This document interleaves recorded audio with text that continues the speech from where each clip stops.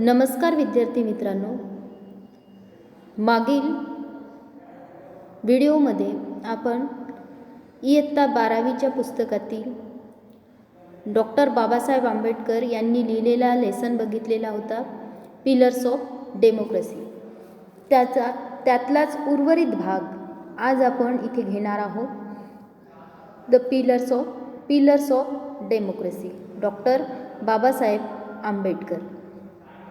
तत्पूर्वी मी अश्विनी वाघ तुम्हाला एकच सांगू इच्छिते, जर तुम्ही आमच्या या चॅनलला सबस्क्राईब केलं नसेल तर जरूर सबस्क्राईब करा.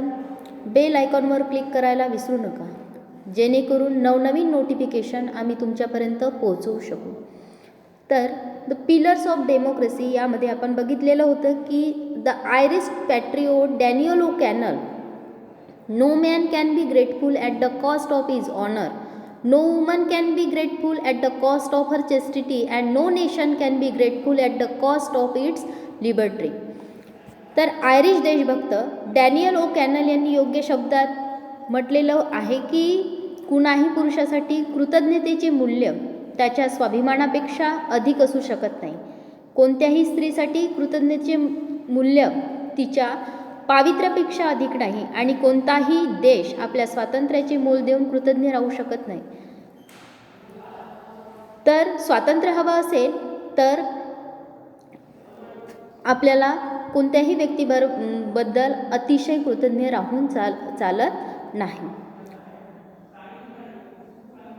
इथपर्यंतचा पोर्शन आपण बघितलेला होता. त्यापुढे बघा की दिस question is far more necessary in the case of India than in the case of any other country, for in India bhakti or what may be called the path of devotion or hero worship.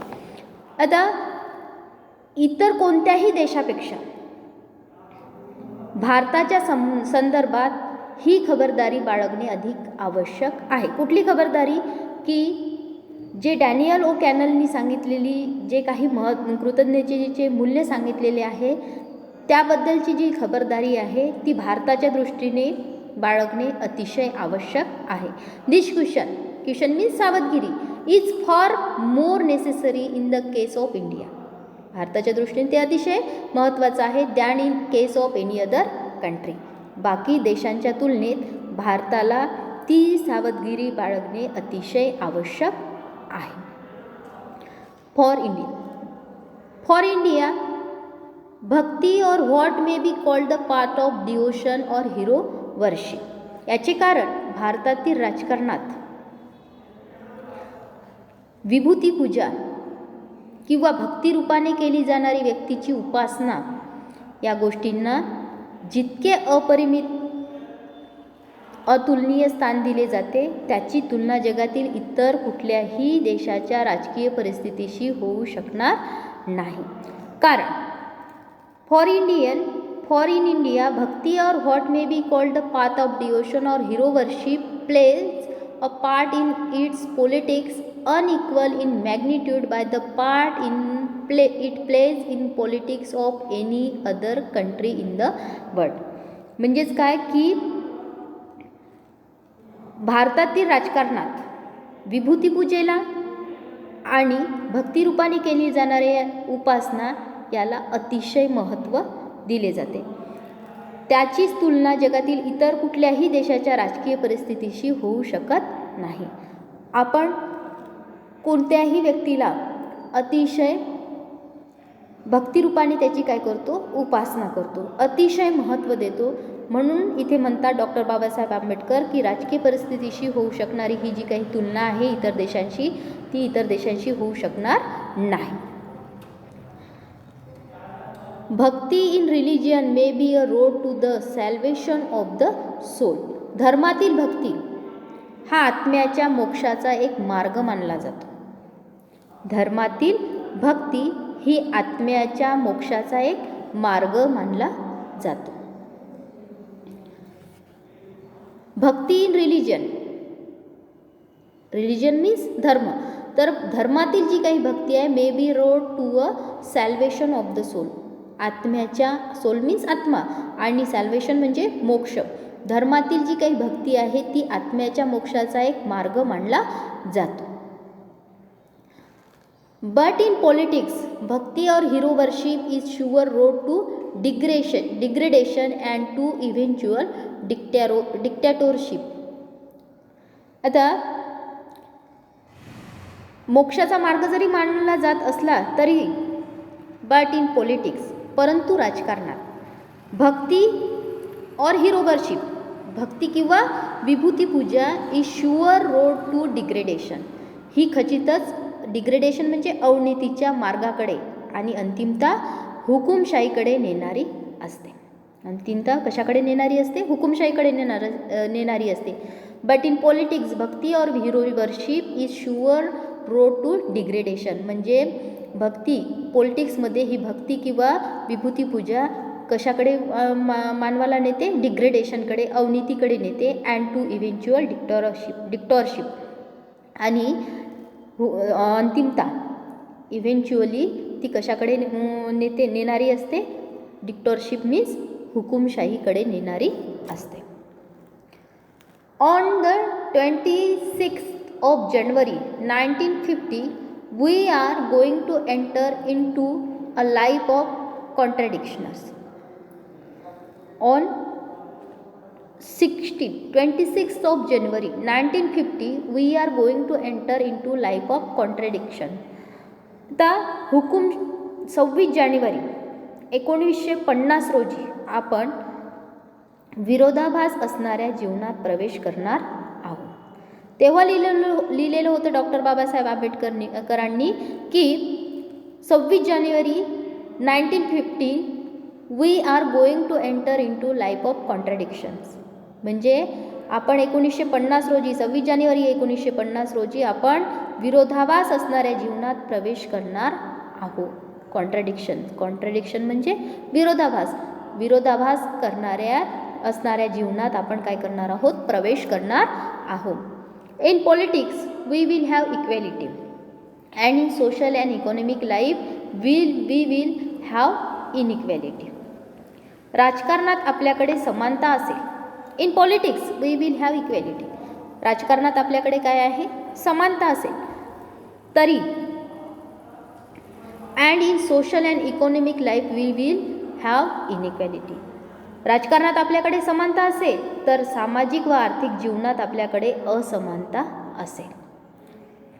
1950 रोजी 50मध्येच doctor Babasaheb आंबेडकरांनी हे लिहून ठेवलेलं आहे की राजकारणात जरी आपल्याकडे काय आहे? समानता असेल पण सामाजिक व आर्थिक social and economic life we will be have inequality. पण सामाजिक व आर्थिक जीवनामध्ये काय असेल? असमानता असेल. इनइक्वॅलिटी म्हणजे काय? असमानता असेल. In politics we will be recognising the principle of one man one vote and one vote one value. आता राजकारणात एक व्यक्ती एक मत. In politics we will be recognising the principle of one man one vote. राजकारणात एक व्यक्ती एक मत आणि एक मत एक मूल्य या तत्वाचा अवलंब केला जाईल. In politics we will be recognising म्हणजे अवलंब करणे. The principle of one man one vote. एक व्यक्ती एक मत आणि वन वोट वन व्हॅल्यू आणि एक मत एक मूल्य या तत्वाचा अवलंब केला जाईल. कशामध्ये? राजकारणामध्ये. But in our social and economic life we shall by reason of our social and economic structure continue to deny the principle of one man one value. राजकारणामध्ये एक व्यक्ती एक मत आणि एक मत एक मूल्य या तत्वाचा अवलंब जर केला जाईल तरी आणि in our social and economic life आणि सामाजिक व आर्थिक जीवनात we shall by reason of our social and economic structure आपल्या सामाजिक आणि आर्थिक संरचनांमुळे continue to deny the principle of one man one value. पण आपल्या या आर्थिक संरचनामुळे सामाजिक संरचनामुळे एक व्यक्ती एक मूल्य हे तत्व नाकारणे चालू राहील. आपण काय करत राहू? डिनाय करत राहू या तत्वाला. सामाजिक व आर्थिक संरचनांमुळे हे तत्व आपण सामाजिक व आर्थिक जीवनात हे तत्व अवलंबिल्या जाणार नाही. जरी आपण पॉलिटिकली काय म्हणू की वन मॅन वन व्हॅल्यू, पण आर्थिक व सामाजिक जीवनात मात्र हे तत्व लागू करून घेणार नाही किंवा आपण ते नाकारत राहू. Continue to deny the principle of one man one value. How long shall we continue to live this life of contradictions? किती काळ आपण हे विरोधाभासी जीवन जगणार आहोत? तेव्हा डॉक्टर बाबासाहेब आंबेडकर प्रश्न विचारतात की how long shall we continue to live this life of contradictions? किती काळ आपण हे विरोधाभासी जीवन जगत राहणार आहोत? किती काळ आपण हे विरोधाभासी जीवन जगत राहणार आहोत? How long shall we continue to deny inequality in our social and economic life? सामाजिक व आर्थिक जीवनात आपण किती काळ हे इक्वॅलिटीचं तत्व नाकारत राहणार आहोत? If we continue to deny it for long we will do so only by putting our political democracy in peril. Political democracy in peril.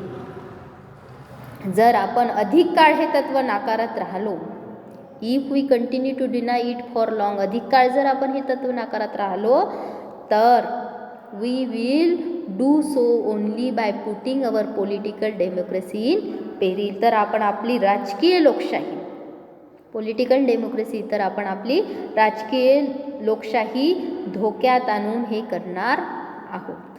म्हणजे आपण जर हे तत्व नेहमी नाकारत राहिलो, जास्त काळ आपण हे जर तत्व कोणचं सामाजिक व आर्थिक जीवनात समानतेचं तत्व जर आपण नाकारत राहिलो तर आपली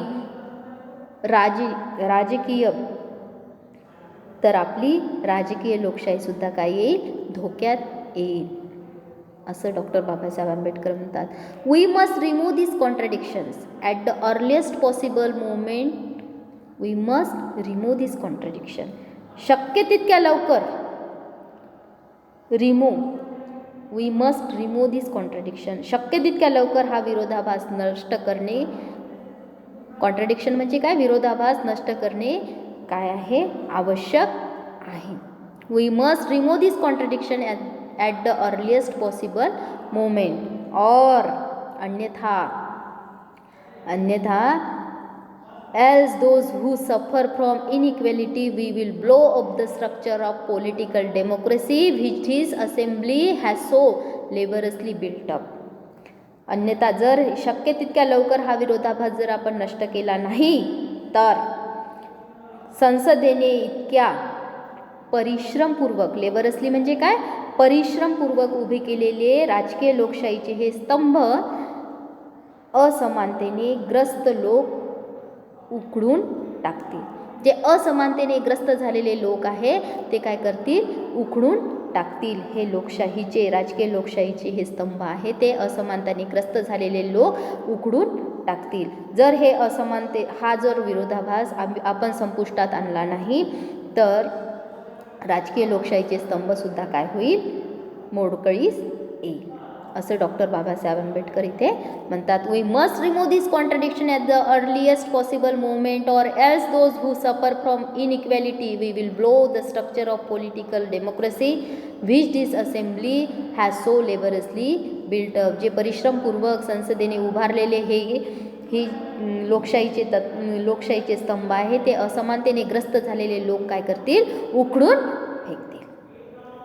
त्यानंतर the second thing we are wanting is recognition of principle of fraternity. हे झालं. त्यानंतर आपल्याला गरज असणारी दुसरी गोष्ट म्हणजे बंधुत्वाच्या तत्वाला अधिकृत मान्यता. बंधुत्वाच्या तत्वाला अधिकृत मान्यता. आता आपण म्हणतो स्वातंत्र्य, समता आणि बंधुता, पण हे तत्व आपल्या भारत देशात अवलंबिल्या जात नाही. द सेकंड थिंग, म्हणूनच इथे डॉक्टर बाबासाहेब आंबेडकर म्हणतात the second thing we are wanting in is recognition of principle of fraternity. आपल्याला गरज असणारी दुसरी गोष्ट म्हणजे बंधुत्वाच्या तत्वाला अधिकृत मान्यता. फ्रॅटर्निटी म्हणजे काय? बंधुता. What does fraternity mean? आता बंधुत्वाचा अर्थ काय? What does fraternity means? म्हणजे बंधुत्व म्हणजे काय? तर fraternity means a sense of common brotherhood of all Indians. बंधुत्वाचा अर्थ भारतीय ही एक व्यक्ती असेल तर. Fraternity means a sense of common brotherhood. भारतीय ही एक व्यक्ती असेल तर. Of all Indians, in Indians being one people. सर्व भारतीयांच्या मनात बंधुतेची, एकोप्याची समान भावना असणे म्हणजे काय? सर्व भारतीयांच्या मनात बंधुतेची, एकोप्याची समान भावना असणे म्हणजेच काय? Fraternity. It is the principle which gives unity, solidarity to social life. साध्य करण्यास कठीण मात्र सामाजिक जीवनास एकसंघता आणि दृढ ऐक्य देणारे हे तत्व आहे. फ्रॅटर्निटीचे तत्व काय आहे की it is the principle which gives unity and solidarity to social life. हे साध्य करण्यास कठीण आहे हे तत्व, बट ते जीवनास, सामाजिक जीवनास काय आणते? एकसंगता आणि दृढ ऐक्य देणारे तत्व आहे. कशाचं? फ्रॅटर्निटीचं. How difficult it is can be realise from the story. How difficult it is. आता हे किती कठीण आहे हे सांगण्यासाठी त्यांनी can be realise from story related by James Bryce in his volume on American Commonwealth about the United States of America. James Bryce यांनी लिहिलेल्या अमेरिकी कॉमनवेल्थवरील अमेरिकेच्या संयुक्त राज्यांविषयी असलेल्या ग्रंथामधील कथा वाचल्यावर हे तत्व अंमलात आणणे, हे फ्रॅटर्निटीचे तत्व अंमलात आणणे किती कठीण आहे याचा प्रत्यय आपल्याला येईल, असं डॉक्टर बाबासाहेब आंबेडकर इथे आपल्याला सांगतात. The story is, I propose to recount it in the words of Bryce himself that.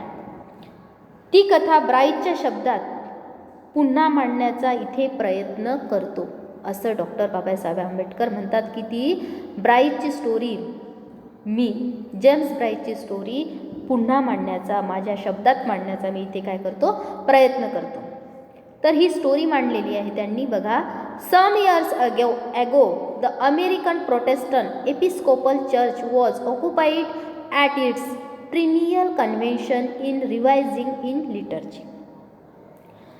काही वर्षापूर्वी अमेरिकी प्रोटेस्टंट एपिस्कोपल चर्चच्या 300व्या वर्धापन दिनाच्या अधिवेशनात त्यांच्या विहित सार्वजनिक प्रार्थनेचे पुनर्लेखन करण्याचे कार्य चालू होते.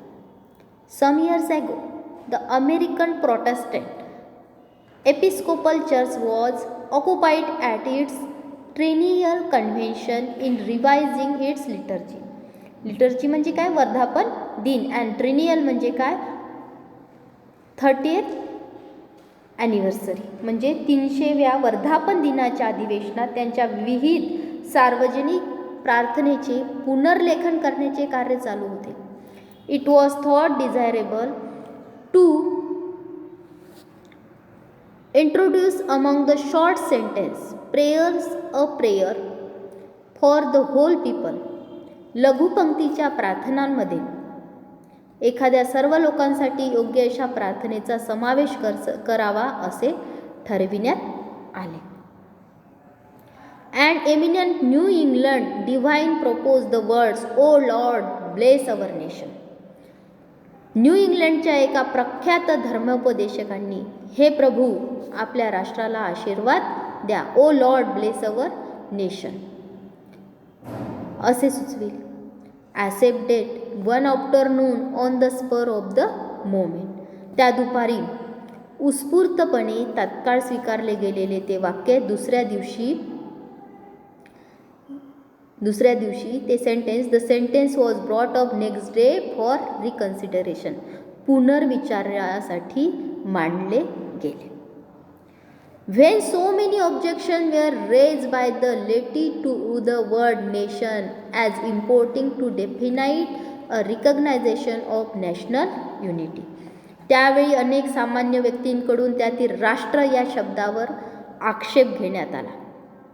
कोणत्या शब्दावर आक्षेप घेण्यात आला? राष्ट्र या शब्दावर आक्षेप घेण्यात आला. Nation as importing to definite a recognition of national unity. राष्ट्र या शब्दातून राष्ट्रीय एकात्मतेचा अर्थ येथे थेट ध्वनित होत असल्याने तो शब्द काढून टाकण्यात आला.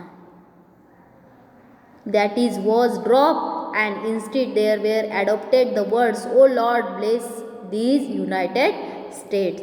तो शब्द काढून टाकण्यात आला आणि त्याऐवजी हे प्रभू या अमेरिकेच्या संयुक्त राज्यांना आशीर्वाद द्या असे वाक्य स्वीकारले गेले. असे वाक्य काय करण्यात आले? स्वीकारण्यात आले. There was so little solidarity in the USA at the time when this incident occurred that the people of America did not think that they were a nation. ही घटना घडली तेव्हा अमेरिकेच्या संयुक्त राज्यात ऐक्याची भावना फारच कमी असल्यामुळे त्यावेळी अमेरिकन लोकांना ते सर्वजण एक राष्ट्र आहे असे वाटले नाही. If the people of United States could not feel that they were a nation, how difficult it is for Indians to think that they are a nation. अमेरिकी जनतेला ते एक राष्ट्र आहे असे जर वाटले नाही की इतर भारतीयांच्या मनात ते एक राष्ट्र आहे अशी भावना निर्माण होणे किती कठीण आहे हे आपल्याला लक्षात येईल. किती कठीण आहे हे आपल्याला लक्षात येईल. I remember the days when politically minded Indians represented the expression the people of India. मला आठवते, डॉक्टर बाबासाहेब आंबेडकर म्हणतात की आय रिमेंबर द डेज, मला आठवते त्या दिवसात राजकीयदृष्ट्या विचारवंत भारतीयांना भारतीय जनता या अभिव्यक्तीची चीड येत असे. भारतीय जनता या अभिव्यक्तीची काय येत असे? Indian represented the expression the people of India, म्हणजे भारतीय जनता या अभिव्यक्तीची चीड येत असते असे. They prefer to expression the Indian nation, त्याऐवजी ते भारत देश या अभिव्यक्तीला प्राधान्य देत असत. इंडियन नेशन म्हणजेच काय? भारत देश या अभिव्यक्तीला प्राधान्य देत असेल. I am of opinion that is believing that we are a nation we are cherishing a great delusion. मला वाटते की आपण एक राष्ट्र आहोत असे मानणे हा आपण मनी रुजवलेला फार मोठा भ्रम आहे. डिल्युजन म्हणजे काय? भ्रम आहे किंवा गैरसमज आहे. डॉक्टर बाबासाहेब आंबेडकर म्हणतात की मला वाटते आपण एक राष्ट्र आहोत असे मानणे आपण मनी रुजवलेला एक फार मोठा डिल्युजन आहे, मोठा गैरसमज आहे. How can people divided into several thousands of caste be a nation. सहस्रावधी जातींमध्ये विभागले गेलेले लोक एक राष्ट्र कसे बनू शकतात? How can people divided into several thousand of caste be a nation, म्हणजे असंख्य जाती असलेल्या या देशामध्ये असंख्य जातींमध्ये विभागले गेलेले हा जो देश आहे तो एक राष्ट्र बनून कसा राहू शकणार असा प्रश्न डॉक्टर बाबासाहेब आंबेडकर म्हणतात. The sooner we realise that we are not as yet a nation in social and psychological sense of word the better for us. आपण अद्याप राष्ट्र या शब्दाला सामाजिक व मानसिकदृष्ट्या अभिप्रेत असणाऱ्या अर्थाचे राष्ट्र नाही आहोत. ही जाणीव जितक्या लवकर आपल्याला होईल तितके हे आपल्यासाठी चांगले असेल. For then only we shall realise the necessity of becoming a nation and seriously think of ways and means of realising the goal. आणि तेव्हाच एक राष्ट्र बनण्याची निकड आपल्या लक्षात येईल आणि ते ध्येय साध्य करण्यासाठी आवश्यक त्या मार्गाचा आणि पद्धतीचा गांभीर्याने विचार केला जाईल. The realization of this goal is going to be very difficult, far more difficult than it has been in the United States. अमेरिकेला होते त्यापेक्षा आपल्या देशाला या ध्येयाची पूर्तता करणे फार अवघड असणार आहे. कारण the United States has no caste problem. कारण अमेरिकेला जातीची समस्या नाही. In India there are caste. भारतात जाती आहे आणि जातींमुळेच हा भारत देश पोखरत चाललेला आहे. The caste are anti national.